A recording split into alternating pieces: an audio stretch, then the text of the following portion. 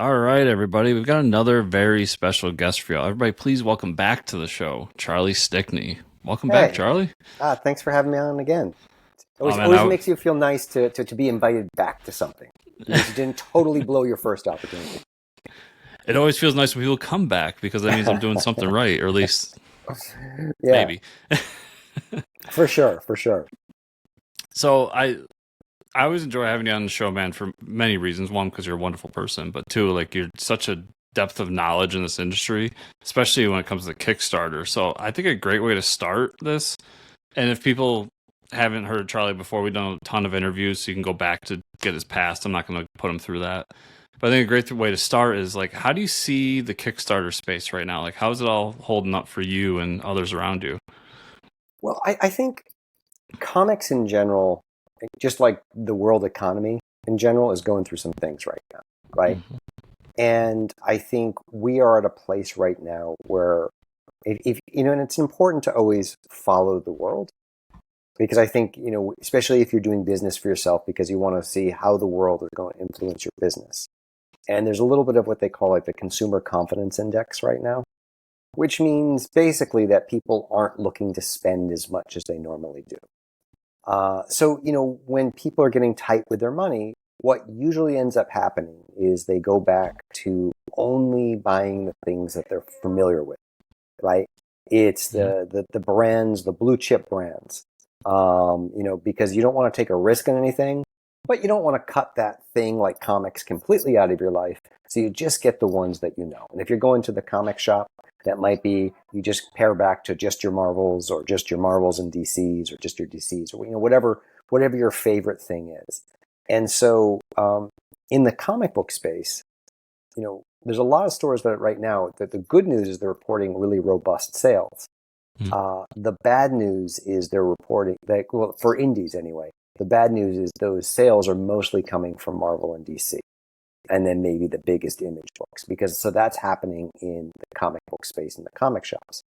The same thing to some extent is happening on Kickstarter right now. If you are a brand that's been there for a long time, like I have, you're probably doing okay. If you're a newer creator and you're trying to carve out a space, it's a much harder time for you right now.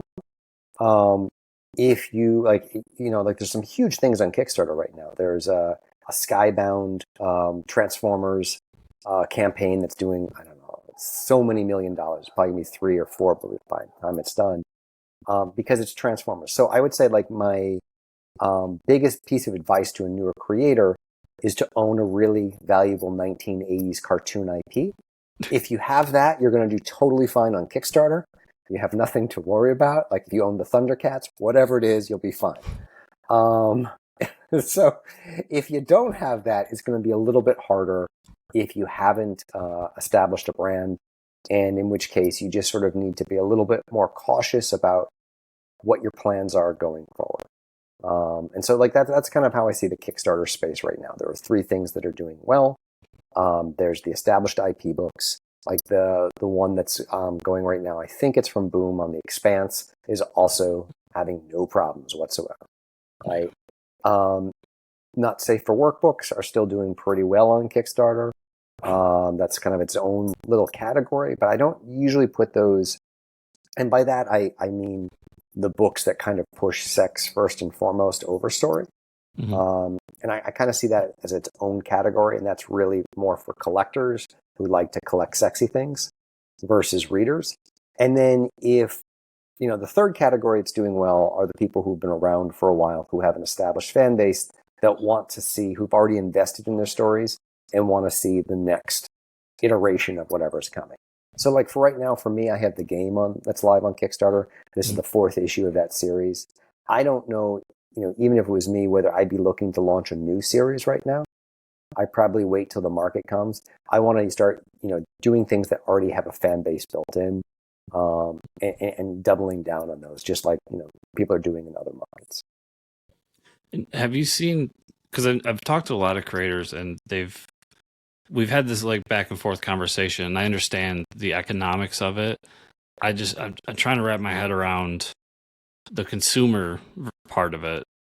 How have you seen the rising pricing affecting things? Like, if you had less people grabbing everything and maybe just grabbing one cover, or how is that going? Because I know for me, it's become a bit of a sticker shock on Kickstarter to see what a print comic book costs. Yeah, I think again, it depends on what your branding is, what your fan base is. I definitely have seen over the last couple of campaigns a shift where more people are just picking up the digital versions, and they might be waiting for the hardcover that I usually do when we get to an arc, because I like to do nice high end hardcovers when I do my collections. And I'm honestly, for me, I'm fine with that because I'm cultivating a fan base of readers. So, while we still have people, like I will do multiple covers because we have those diehard collectors who like to get everything. But that's not always been a huge part of my business model. It's been part to make more money, like all publishers do.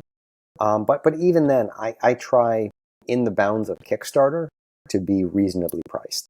And that's a crazy thing anyway. Like you kind of have to look at the scope of where things are at. And part of the problem with pricing is, and every comic fan will hate me saying this, but comics in general are priced too low. And so, what you have in the direct market, which is where I think a lot of people, the comic shops, think of their comic book price point coming from, is at this point it's kind of shifted to most like a $5 book, right?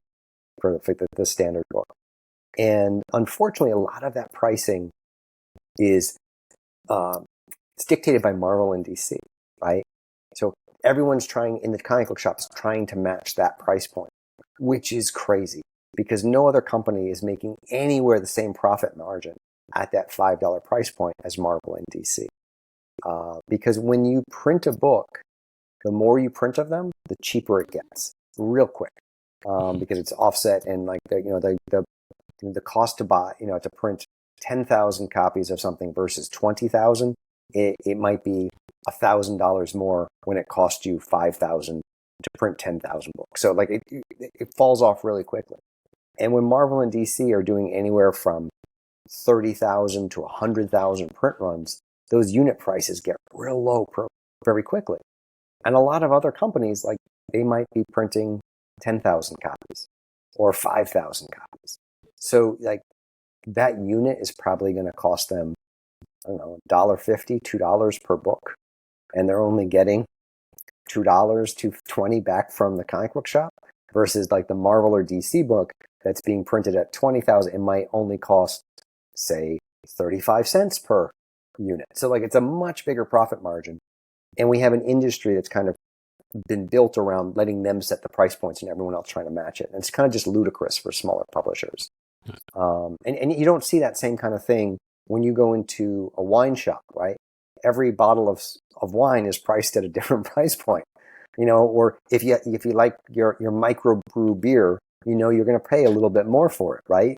Then you're going to pay for your Budweiser, and you don't have any problems because it's a small batch, it's a smaller company.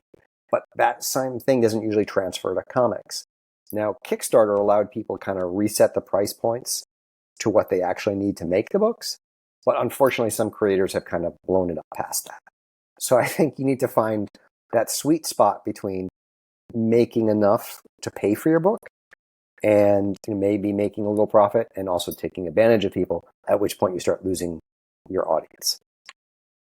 Yeah, and I remember reading a thing from, I believe it's Tom Brevoort a while back, where they were discussing, it was the big conversation at the time of why don't we just do graphic novels as opposed to floppies, and he'd also mentioned people pay for ads too.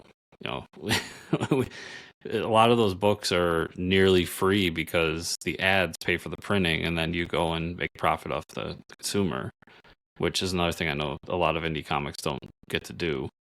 Even at Image and Dark Horse, you don't see many ads in those books. So right, because you need to have a higher print run to be able to justify charging people for those ad costs. Right? Yeah. If you like, there's a big difference between saying I'm going to send this to 100,000 people and I'm going to send this to 5,000 people. Mm-hmm. What you can ask for an ad. The other thing is with your floppies first, if you can at least make enough money from each of those floppies to pay for the production of the issue, even if you make no profit, by the time you reach a trade, you've paid for all the art. So when you go to print that trade, the only cost you need to make back is your printing cost. So that's kind of like the model to viability for a lot of publishers, is to be able to pay for everything until they reach the trade, and then they make money off of the trade. Yeah, it's a good point. Yeah, because myself, I've become a bit of a trade waiter on Kickstarter as well, just because, like we talked about, all the pricing. Yeah. And yeah, it's unfortunate, but it's just become an economic reality of my own, and I know so many people out there, which kind of sucks because I go through every week on Kickstarter, so many good books still, even through a lot of the, like you said, not safe for work, just here's a sexy cover and no real story kind of book.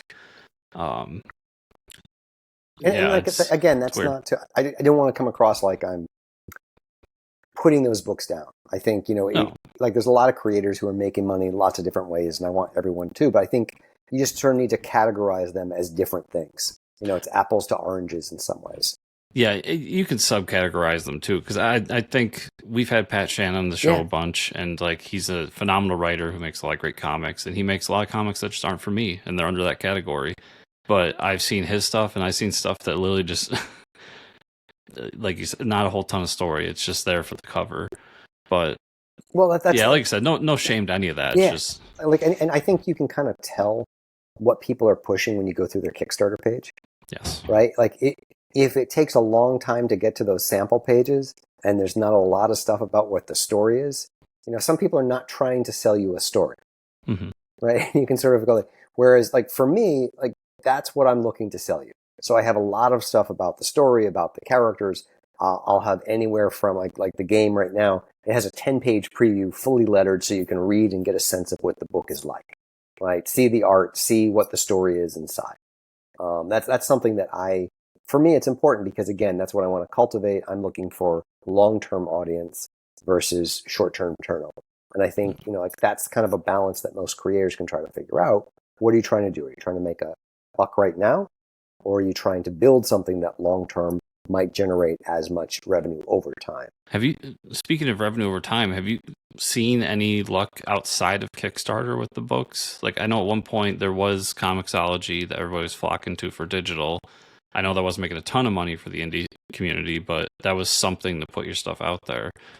I know we have Global Comics now and a few others. Is there anything that's jumping out to you as a place for things to live past the Kickstarter campaign?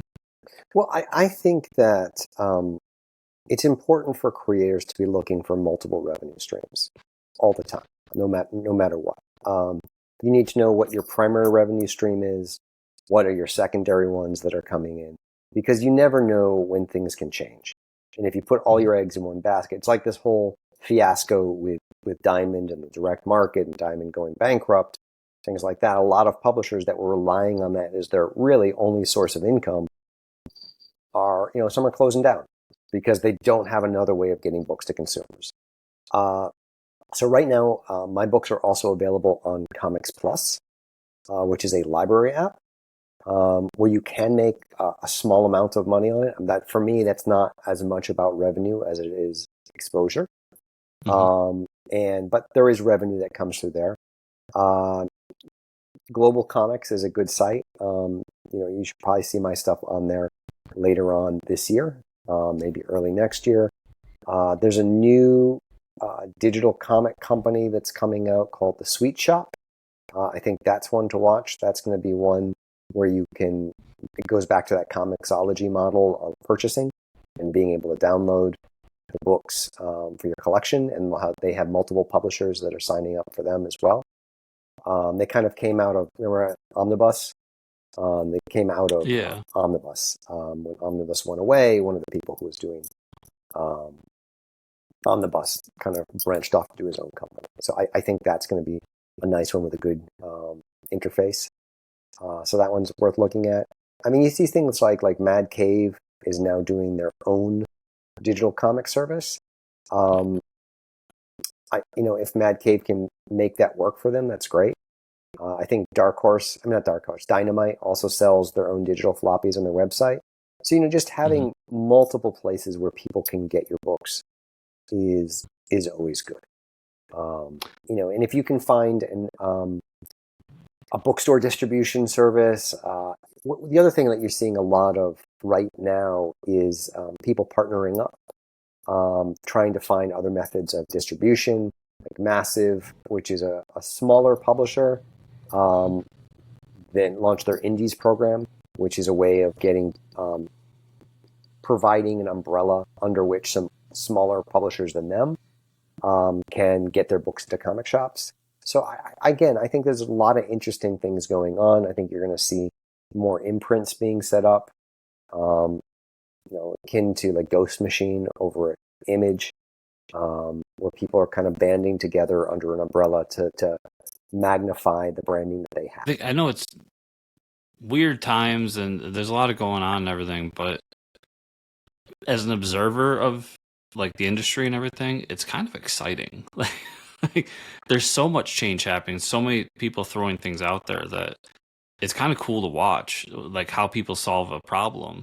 Even if I know behind the scenes, I feel for those people because they're all probably freaking out. Like the duck on top being cool and calm, but those legs are going a million miles an hour. And the Mad Cave thing, I thought it was a fun announcement. I like it somewhat, but I remember when Dark Horse did it, and I don't remember it being that successful for them. So I'm really curious how they pull that out and how that works for them. Are they going to get more people in on their service and become a comicsology of their own, or how that's going to go in the long run?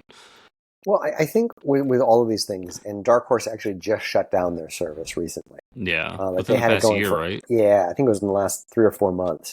Yeah. But part of that is to have that infrastructure going, you need to have someone dedicated to running, right? Mm-hmm. And so what you have to have is you have to have enough revenue coming through to pay for running that site. And I think that's a balance. So it just really, for Mad Cave, I think it depends on their own internal economics and how much it costs for them to put that out and whether it's making a return. And like we'll see. If it sticks around, it probably is. If it doesn't, it probably isn't. I don't think that they're looking to use it as an umbrella to bring in other publishers. I don't think that necessarily makes as much sense for them, because when it comes to digital distribution, that's the easiest thing for a publisher to do. There's lots of ways to do it. Even as an indie creator, you can use Gumroad, you can use multiple sites to be able to host your books. I have a store that's usually up it's run by BackerKit, and I just keep that up in between campaigns, and they have a whole digital distribution system in that. So people at any time can go and buy all the digital issues of my library. We'll sell a couple a month. It's not a big turnover for me, but I'm also not spending time pushing that and marketing it. And that's the other thing. You need enough people coming to your website to have the traffic to kind of do that. So all of those things come together to justify whether the cost in running it makes sense. Yeah, I'm infinitely curious on how this all plays out, because I just think Amazon dropped the ball immensely with Comixology, because they basically had the whole industry in the tips of their fingers, but it must not make it enough for them to care. I think, honestly, it's not their business model to make money off some of this content. The business model is to make things off of the subscription. And when they see, Comixology was its own company before it was owned by Amazon. Yeah. And when they see people going to a place that's not Amazon online to buy books, the natural inclination is, how do we destroy or absorb this? Mm-hmm. So I think what they did was, their business model is to get people to subscribe to Amazon Prime, right? And to buy the Kindle, right? So what they were doing was they were like, we want to make sure that we control this thing. So they bought it. And at some point they just sort of downsized it and rolled it in to the other things. And so Comixology became a casualty of cost cutting. It was never something that Amazon was looking at as this great line item, this great company it acquired. It was, how do we take this thing that might be a competitor that's pulling eyes away from what we want to do and roll it into our ecosystem so we have the thing. So yeah, it's really tragic what it did. And like the thing that was so great about Comixology was it had all those publishers under one umbrella, right? Yeah. So it was the place that you went to buy digital comics. I think when you look at Comixology, not comics, Global Comics, that's a subscription-based service. So it comes down to, do you want to spend X number of dollars a month to be able to read comics from all of these publishers? And a company like the Sweet Shop is going to be like, hey, we do have a fair number of publishers under this umbrella. What do you want to? Yeah, and then you got Marvel and DC just doing their subscriptions as well. Yeah. And I don't think they are big enough at this point. Well, I mean, they've always been big enough, but I think they don't need Amazon. They don't need somebody else coming in and hosting all the different publishers. They have their own thing. I think Marvel Unlimited or DC Unlimited, like those things came out while they were still on Comixology. And so they were already kind of moving away from that anyway. I've said if I didn't do this, that's the type of reader I would end up being, because you're a few months behind, but it's like $10 a month for everything. Right. And that's the other thing is like Marvel, they have the catalog, right? Yeah. And so it's not just what's coming out currently. You can dive in and see 60 years worth of comics, right? Going back. And I think that's what makes that $10 a month appealing, because at least for 2 years, you can do nothing but read their digital comics and never go through the library, right? Yep. And it would be harder if it's other companies where you might quickly run out of content because they just don't have that same library. And I think that's an important thing for indie creators to remember, is that where you ultimately make the money is off the catalog versus individual issues, right? One of the reasons Marvel is so profitable, DC is so profitable, and even a company like Dark Horse, why Dark Horse continues to be around and do well is because they have this vast back catalog that they've either published or acquired. And it's the catalog that will generate revenue from years to come for you. Yeah, and I think because remember everybody was worried about Dark Horse when Star Wars went away, but that's why they were pumping Hellboy like crazy. Like they had this cash cow already, this huge back catalog that they can continue to live off of while they find the next Star Wars. Well, they also have a big manga section too. Yeah, right? too. Like I think they did Berserk as well. They've been doing stuff for a long time under their imprint, so they have a lot.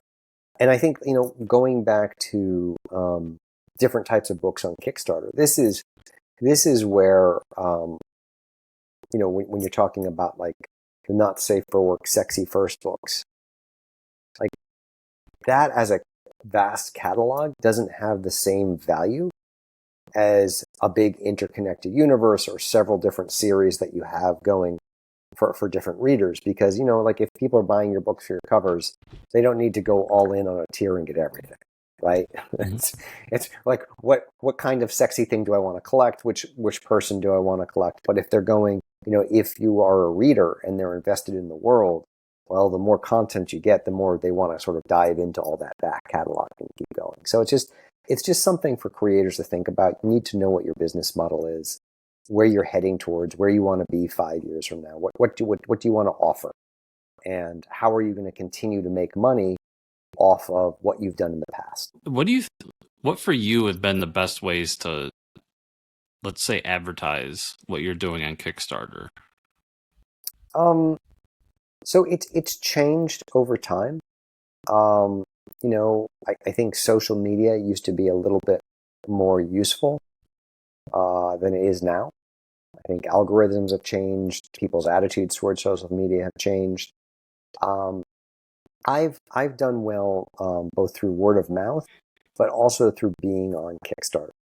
I think one of the things is people who decide that Kickstarter is going to be a primary source or even like a secondary source for finding comics see me on Kickstarter a lot, right? And part of that's branding, right? And if it's like I say the same thing if you're doing conventions, you want to try to be, if you're coming back to a convention year after year, it's important to be in the same spot or roughly the same spot. Because like the first time someone walks by you, they're probably not even going to see you. The second time they walk by, they're like, I think I saw that thing there last year. The third or fourth time, they're like, oh yeah, this thing's been here every year, and I like the look of this booth. It seems to be a thing that people like. I should check it out, right? And that's kind of like it's branding. It's the validation. I don't know there's this thing. Oh, I know there's this thing. People seem to like this thing. Maybe I should like this thing. It's like that natural progression, right? And so I think probably the best way for creators to increase their brand awareness is to constantly be in the place that people are buying the kind of things that they're doing. So whether that's on Kickstarter, whether it's on conventions, I think Kickstarter in itself has changed. Like you can look at one end, bring Pat up again. Pat's doing what, like 30 campaigns a year, and maybe more. In some ways, that's wonderful. He's become a brand, and people just know he's on there. You can always find some of his books on there. The flip side of that is some of those things blur together. Like, didn't I just back this? I don't know. Like it can. I'm not saying that does for Pat, but I'm just saying sometimes people can get overwhelmed. So it's finding that balance. I'm trying to, like my plans for this year is I have increased the number of projects I'm going to be doing on Kickstarter, but they're all a little bit different. Like there'll be like we did White Ash 8 at the end of last year, and we followed it with Glarian and Thame, which was a one shot. And then we have the game right now. We'll come back with my other series, How I Slept My Way Through College. We're going to do another issue of White Ash later on in the year, another issue of the game towards the end of the year. So like we're rotating through all of the series to make sure that everyone who's following the series gets a little bit of content each year. But those series all have a little bit of a different vibe. But the overall effect is every 6 to 8 weeks, you're going to see another one of my books on Kickstarter. I'm not going, the full shand, so to speak. But I'm upping the amount. And I think I would have said that was a bad thing to do 4 or 5 years ago, where then it was much more important to make each campaign a big event to maximize the amount of profit and revenue and eyes you could bring to that. This is a little bit more of okay, there's a book on the shelf every month kind of branding that you see in comic shops. Like that's another thing that when you go out into your local comic shop, there are certain comics you see on the shelf every month, right? And maybe you've never picked up Wonder Woman, but then suddenly your favorite artist is on Wonder Woman doing the covers, and so you pick it up, and then you get hooked. They get you, right? But you wouldn't. But if your favorite artist picked up a title, did the cover of a title you'd never heard of, you might not be as likely to pick that up because you have no idea what's inside. At least this thing you kind of know, you have a sense of. So it's all about branding. It's about building presence. So for me, that's what I'm looking to do to build more presence.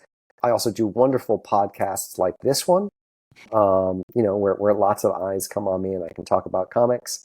And I think having one-to-one conversations and knowing that people are talking about you and what you do outside of this space. And I think like a lot of the word that I'm trying to spread is often with other creators. They're not necessarily the ones that buy your books, but if other creators know you, that kind of also helps build your brand.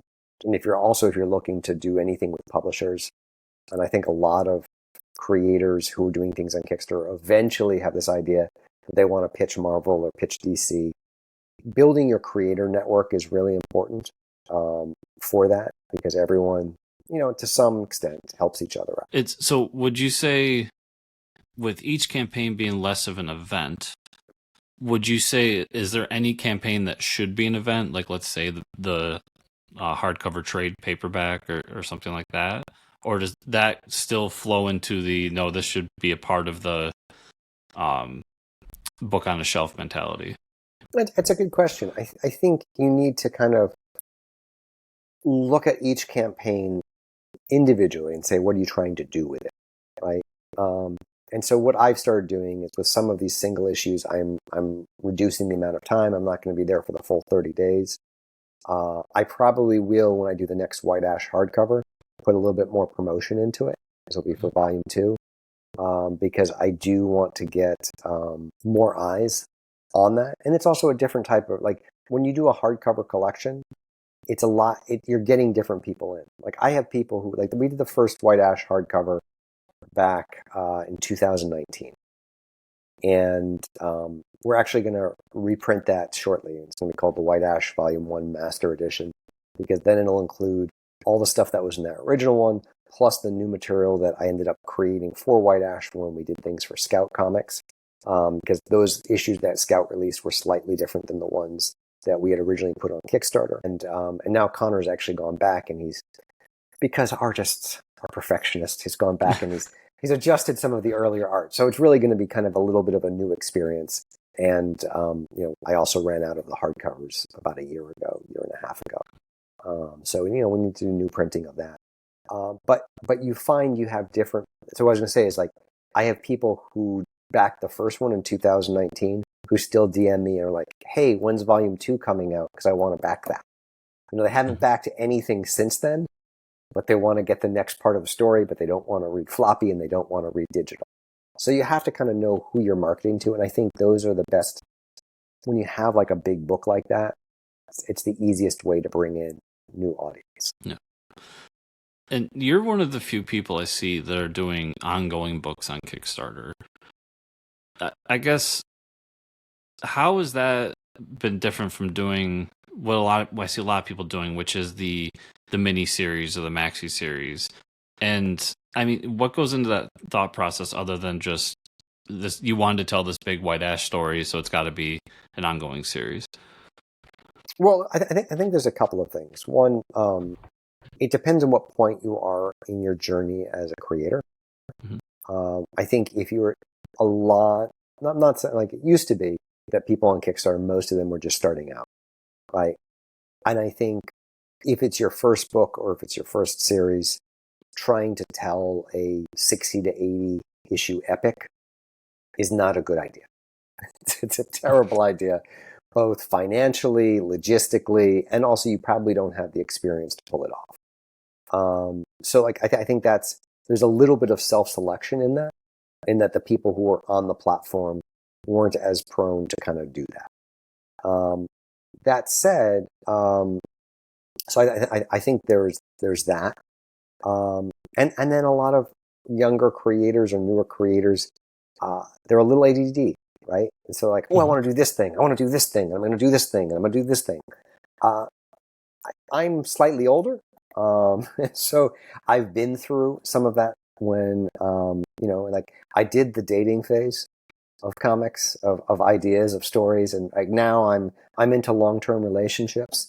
And so that's the kind of things that I'm looking to do. I mean, while White Ash was technically my first comic series, I had been working professionally as a writer for well over 20 years before I set out to do White Ash. So like I had worked in animation, I had worked in film, and so for me, long form entertainment was just something that I was thinking about in terms of the ideas that I was creating. So, and because I've worked in different mediums, in the back of my mind, when the story's gestating, it's like, what's the film version of this? What's the TV version of this? What's the comic version of this? And they do need to be different. You can't just take a screenplay and then give it to an artist and say, here you go. Mm-hmm. Because there's a lot of reasons why that will go poorly. But one of which is the pacing is very different between a film and a comic book.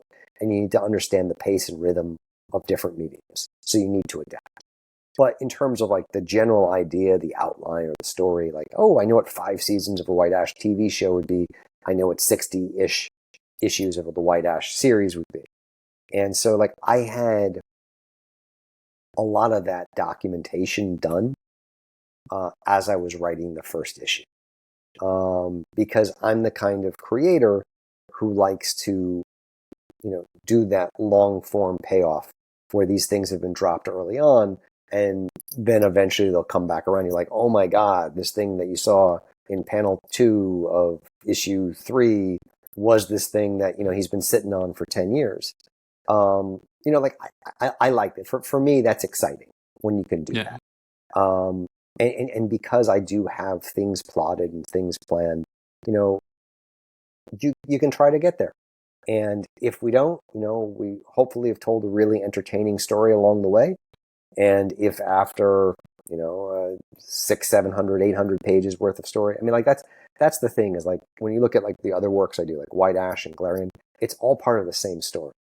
Like the Galarian is kind of like the prequel to White Ash, but there's a big timeline. It's a big tapestry, and I'm just telling different chunks of this big epic tale through these different pieces. Like this is the modern, this is the stuff 3,000 years ago, but it's all going to come together when you read it. When I collect that, eventually there's going to be like that slipcase that has like the 9 volumes, and you can go through.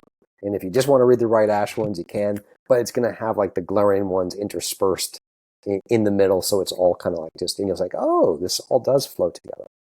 So very cool. And so we can kind of shift over to your Kickstarter for a second here, because I was going through it, and one thing I noticed, you named your comic company White Ash Comics, but we have the book The Game here, and you are pretty clear later down in the Kickstarter that this does not take place in the White Ash universe yet.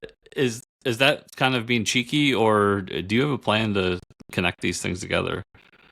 Well, yes and no.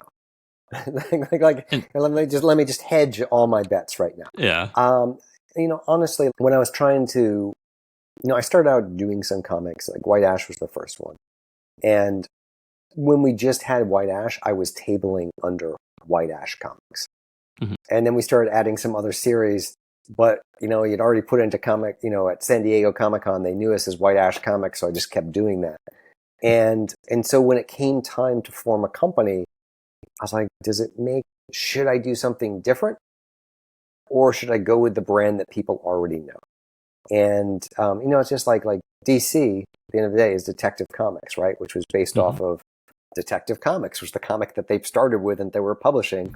And eventually they had this whole line and they went to DC. I mean, I don't think we'll ever pare it down to WA Comics. But so anyway, so it became the brand that I was just putting under the publishing line. Because again, branding is important and people kind of already knew us for that.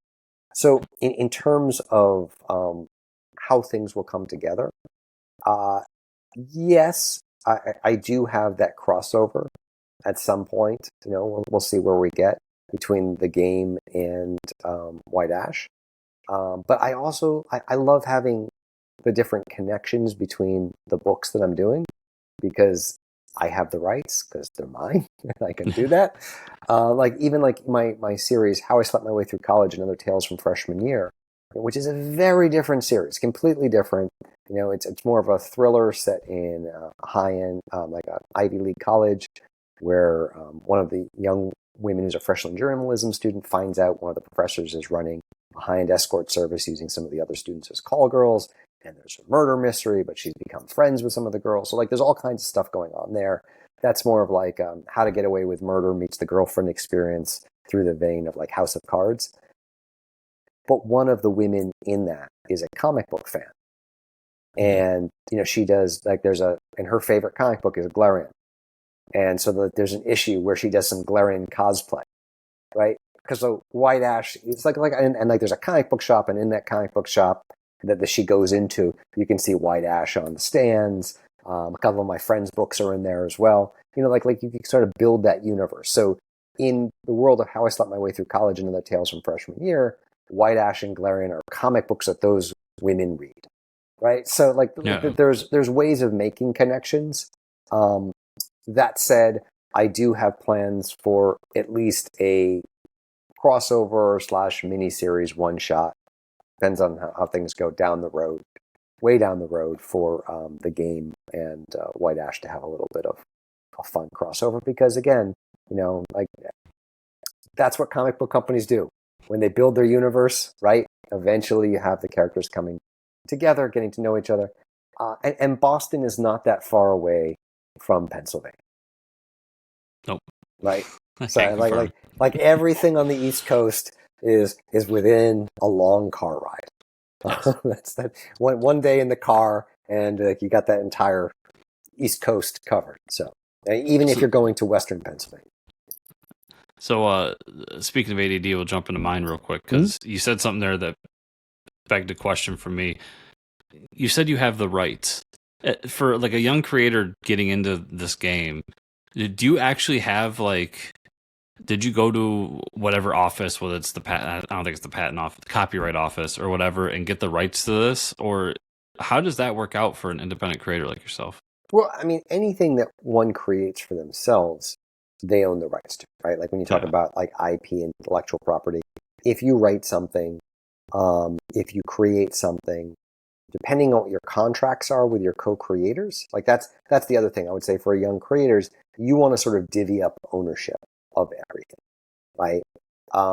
White Ash, Connor Hughes and I pretty much, we split the ownership on that. Because he's my partner, I wanted him to be included in the ownership of the book. He's the co-creator of the world, of the universe. I say that in the sense that if White Ash had been published at, I don't know, Dark Horse, right? If White Ash was a Dark Horse series and IDW had the game, then the rights are assigned to different publishing companies. And that's where it gets a little bit more complicated when, they have because you'd sign a contract with IDW and it's you look at something like the Marvel and DC crossovers that they've had occasionally.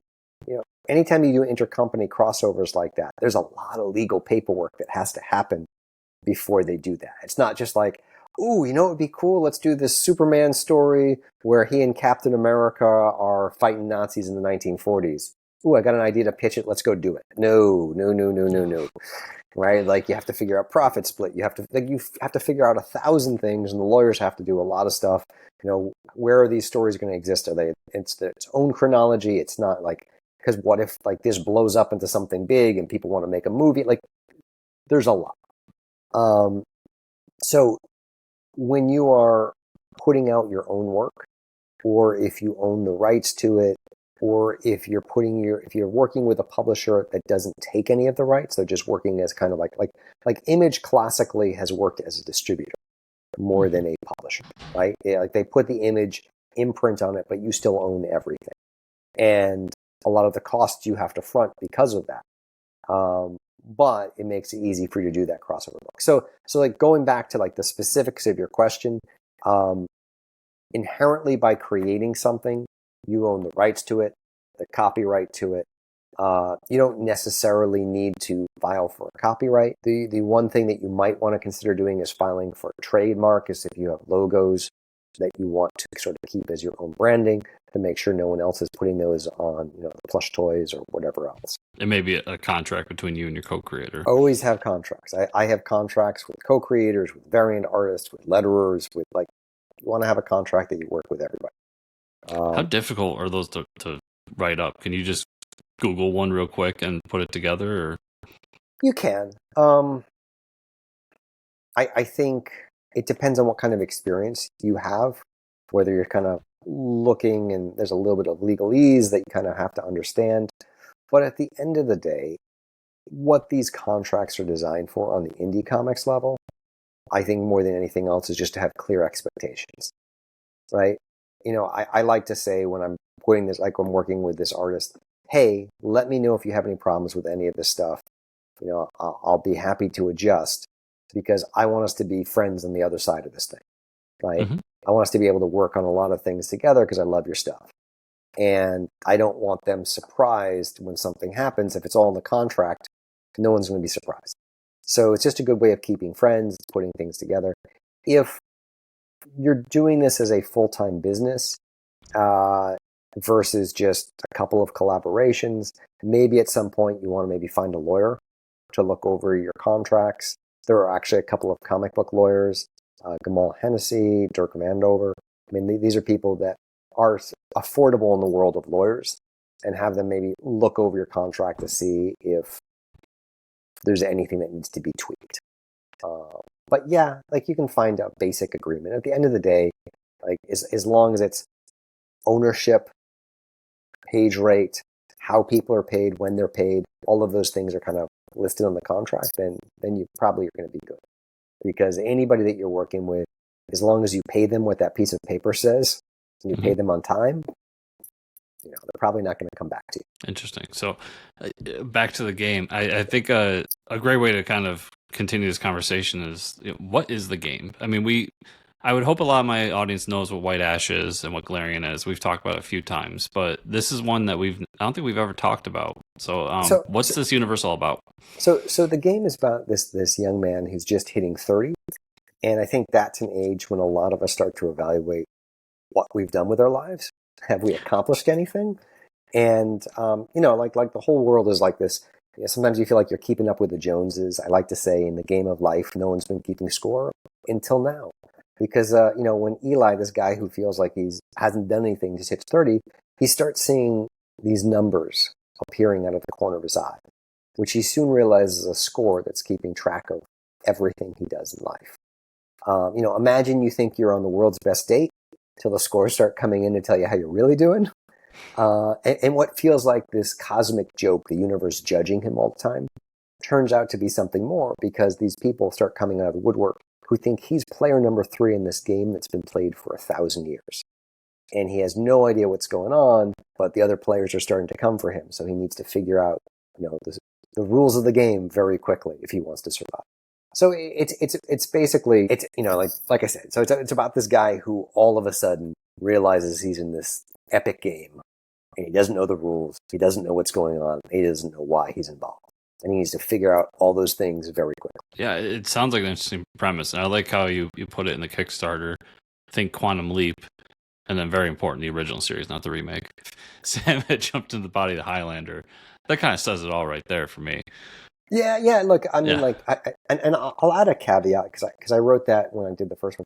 I watched a little bit of the remake of Quantum Leap. I don't know if you watched any of it. No. Well, like that was the thing. Is like I had such love for the original Quantum Leap.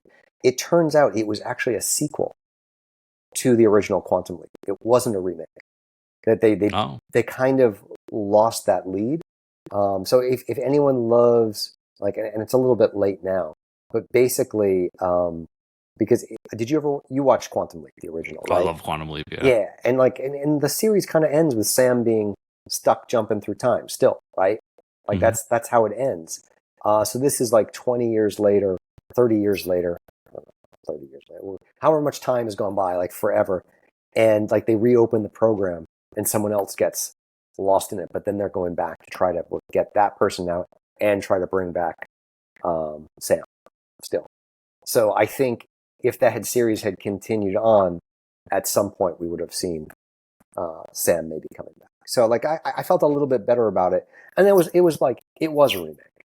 It was in that same vein that they were trying to do with The Force Awakens, where it was both a reboot and a sequel. And so it was that kind of thing. But yeah, for the game, and I think that's in some ways it's kind of a metaphor for life, that we really don't know what the rules are. And we feel like everyone's keeping score of what we do, right? And we don't really know the rules. And as you get older, you kind of just, figure it out as you go, and you figure out what you want. But the game is a little bit of a thriller. It's a little bit of a mystery. There's definitely a little bit of a love triangle starting out in the first couple of issues. Connor Hughes drew the first 3 issues of the series. So if you like Connor's art from White Ash, you're going to love it here. Triona Farrell does the colors for the first 3 issues. I have brought on a new artist, because I don't know if you saw, but Connor is now doing a lot of stuff over at Skybound. Yeah, he is actually been announced as the new artist on Void Rivals. He's taken over that series. Oh, good for him. Yeah. So he's working with Kirkman on Void Rivals for a little bit. So putting a little pause in some of the things that we're doing together. He'll be back. But right now, I've got a couple of other artists coming on to try to walk in his very massive shoes. But I love Connor, and I'm really excited for what he's doing with Kirkman like that too. Yeah, it sounds like you got room for a lot of commentary as well in the series, because, as you said, it feels like everybody's keeping score, and as we've seen over the past, let's say, 10 years, it feels even more like people are kind of keeping score and keeping track of things that we may not be so proud of in our past, or in some worse than others. Do you get into any of that, or like make any commentary on that kind of stuff, or is that Well, not something you want to jump into with? I think the nice thing about this story is it lets me, while it's science fiction, because it is a science fiction story, and Mhm. like a lot of my stuff, there's a big backstory behind it. Um, and the way, the way, similar to the way White Ash functions, where I like to say there's fantasy creep. It slowly comes in, and there's more of a grounded story when it starts. The same thing with the game. It's going to be less science fiction to start with, and more as the series goes along. But you do get to have a lot of real human moments in it, and I feel like with White Ash, there's plenty of relationship stuff, but at the end of the day, there's elves and there's dwarves, right? Mhm. And there's fantasy creatures, so like that kind of changes the scope. Like there's an issue coming up where a good portion of it is set in anger management session, right? And so like I'm able to dive into some different worlds, flex some different muscles. And, for me, it's exciting because it's like finding ways to make the real world seem more interesting, right? And Yeah. so a lot, like that's not to say there aren't fantastical elements, but I do feel like, especially when you're in your 20s and 30s, you're looking for something. For a lot of people, they find the answers in religion. For a lot of other people, they find it in the fantasy worlds they go into. It's like that escapism. There's got to be something more to it. But many years ago, when I was in college, I was interning at Marvel, and this was back in the dark ages when you had to take a horse and buggy to get there. But one of the things that I loved was because that was when Marvel was in New York City, and I think they're still there. Uh, DC, that's right. DC moved out to Yeah, LA, DC moved to LA. but Marvel's still there. I would take the train into Grand Central Station, and you'd walk down the blocks, and there were all these buildings that just kind of seemed mysterious. And I think like yeah, you could go explore and find the old comic book shops, but I remember one day, I don't know how, either I saw an ad for it or something, but I went up to like the 15th floor of some old building and there was a magic shop there, right? And it really felt like, at any point that there was going to be some magical artifact in that shop, right? Like there are parts of our everyday life that just feel magical, especially if you take the time to sort of bring that in. And you could sort of feel the electricity in the air of going into this old building where and the guy, all of a sudden you're in this giant old magic shop that was down at the end of the hall. Like one of those things like, how did I find this? Was this actually here last week? But now the door is here. Like and if you come back next week, will it just be a closet kind of thing? And it was like this magic shop, and it just again, it felt magical. And like the guy was gone for a little bit, and I was just walking around, and I wasn't sure what was going to happen next. And I like that kind of as a setting for a story. When you're in an old city like Boston, and in Philadelphia, like these are cities with history. These are cities where like it's one of the things. Oh, you know what it is? It's that the movie with Nicolas Cage, National Treasure, Yeah. right? Like I love movies like National Treasure. Like that one's a little sensational, but the fact is like there's a part of it that's almost believable, right? Yeah. Because it's seeped in history, and when you live in Philadelphia or you live in Boston, one of these old cities, or in New York, you feel like there's a lot more going on there because it's been there forever and it's overgrown, and you never know what could be behind the next corner, or if you actually went down the alley that you never saw before, but it's always been there. So I think taking that and bringing it into the world of a comic, where all of a sudden now that he's in this game, he's exposed to all of these things that were always there, but he never saw before. And, it's also a good way to kind of reevaluate our lives too. There's a lot in our lives that we never think about, that we just kind of gloss over. And I think, when you have a score that's keeping track of everything you do, you start becoming more hyper-focused on your day-to-day interactions. And so, like all of that. But at the end of the day, it's also just a really good action, fast-paced adventure story. A little bit of a romp. It's a little bit sexy. And I think a lot of fun with some beautiful art. So people should check it out. Yeah.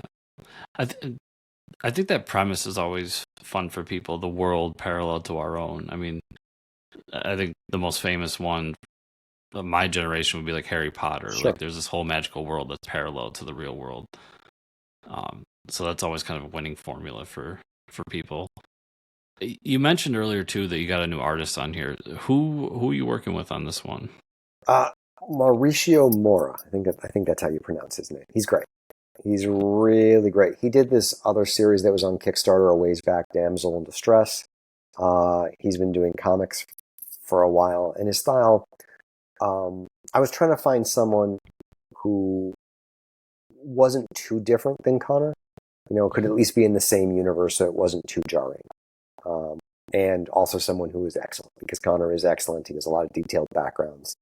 And if you scroll down, you can. I think there's a spot on the Kickstarter page where you can see a little bit of his work.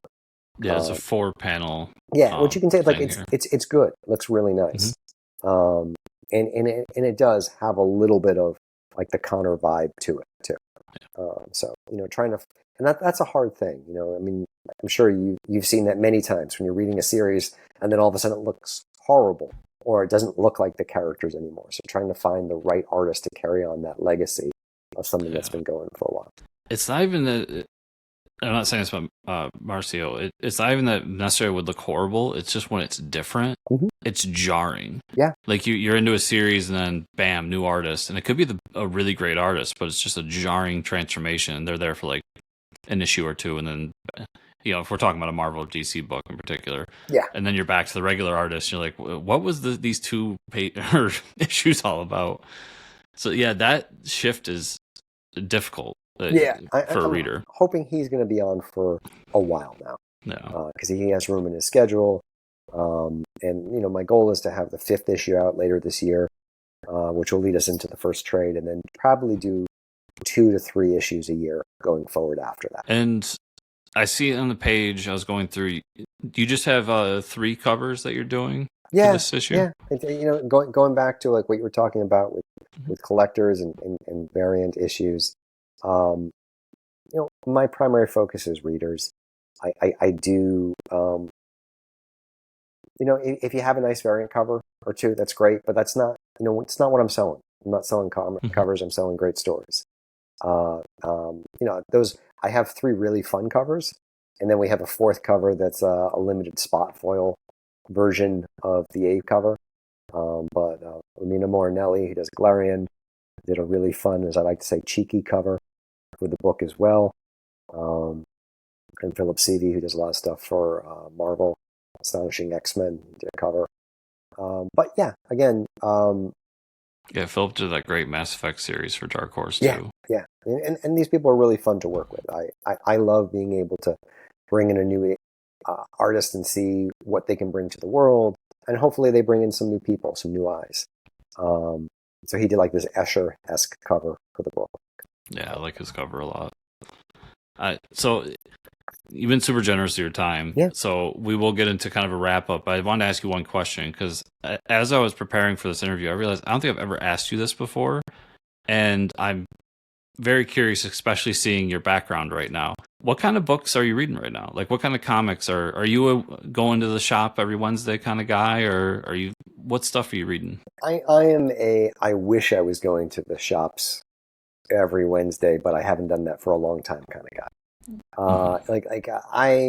You can see like from behind, like there's basically two things. It's older anthologies collected, like some of the omnibuses, and then and then let's see, we got a lot of indie comics. I've got a whole Pat Shan section over here. I've got Impossible Jones over here, Ray Anthony Heights, Midnight Tiger. So I have a lot of the good Kickstarter books. I've got My Spirit. I will pick up things like this was the Tom King, Greg Smallwood Human Target series. When it comes to newer things, I'll usually wait again till the collection comes, and I'll check out what people have been talking about. And I love good art. I think that's a bit of a noir story, so I was really enjoying reading that. So it just depends. I'll pick. I've got my Saga collection, but also like super old. Like this is Superman from the 30s to the 70s. Mm-hmm. That was a book I had as a kid. So like there's a bit more of the classics there. Truthfully, I just don't have the time. It's like I have right now we have 4 different issues in production, and so it's like bopping back and forth between all 4 of those, and then there's a couple more that we need to prep for later in the year. So there's just not a lot of time for leisure reading. But yeah, I've got a lot of the classics. And I could give me Miracle Man, Why the Last Man. I guess a lot of books with the word man in them. Boy, am I feeling that not having enough time these days, man. I feel like I buy more than I read anymore, which is going to need to come to an end. Yeah. Well, I mean, I do buy a lot of books on Kickstarter. I think that's where I put most of my money right now, because I also want to support creators, and that's where you support creators when you're buying books in the shops, but mostly you're supporting the comic shops, which is great. And you're also supporting publishers.